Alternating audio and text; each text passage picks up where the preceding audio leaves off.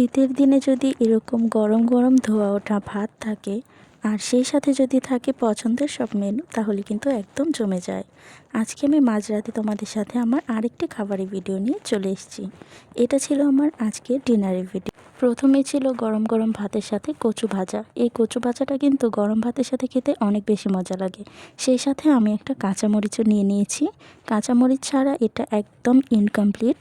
এই কচুটা দিয়ে কিন্তু ঝোলের তরকারিও রান্না করে খাওয়া হয়, কিন্তু ঝোলের তরকারি থেকে এই কচু ভাজাটা অনেক বেশি মজা লাগে খেতে। প্রত্যেকটা বাইটে একটু একটু করে কাঁচামরিচ মুখে পড়ছিল আর ঝাল ঝাল লাগছিল। এটার টেস্টটা আরও 10 গুণ বাড়িয়ে দিচ্ছিল।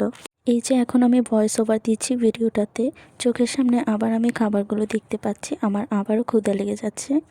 তো যাই হোক, এই দুইটা কচু দিয়ে আমি অনেকগুলো ভাত খেয়ে ফেলেছি। তারপর যেটা নিয়েছি সেটা আমার অনেক অনেক বেশি পছন্দের।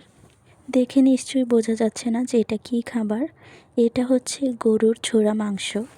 গরুর মাংস আমার এমনিতে এতটাই পছন্দ যে গরুর মাংসের যদি শুধু ঝোলও হয় সেটা দিয়েও আমি অনেকটা ভাত খেতে পারি, আমার মাংসেরও দরকার হয় না। তো গরুর ছোড়া মাংসটার সাথে আমি বোম্বাই মরিচ নিয়েছি। এটা যদিও অনেকটা ঝাল ছিল, কিন্তু বোম্বাই মরিচের ফ্লেভারই অন্যরকম।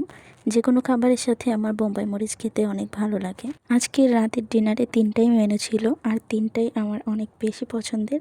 এটা হচ্ছে ট্যাংরা মাছ দিয়ে আলু দিয়ে একটা তরকারি রান্না করেছি। এটা আমি রান্না করেছি আর নিজের রান্না বলে বলছি না, তরকারিটা অনেক বেশি মজা হয়েছে।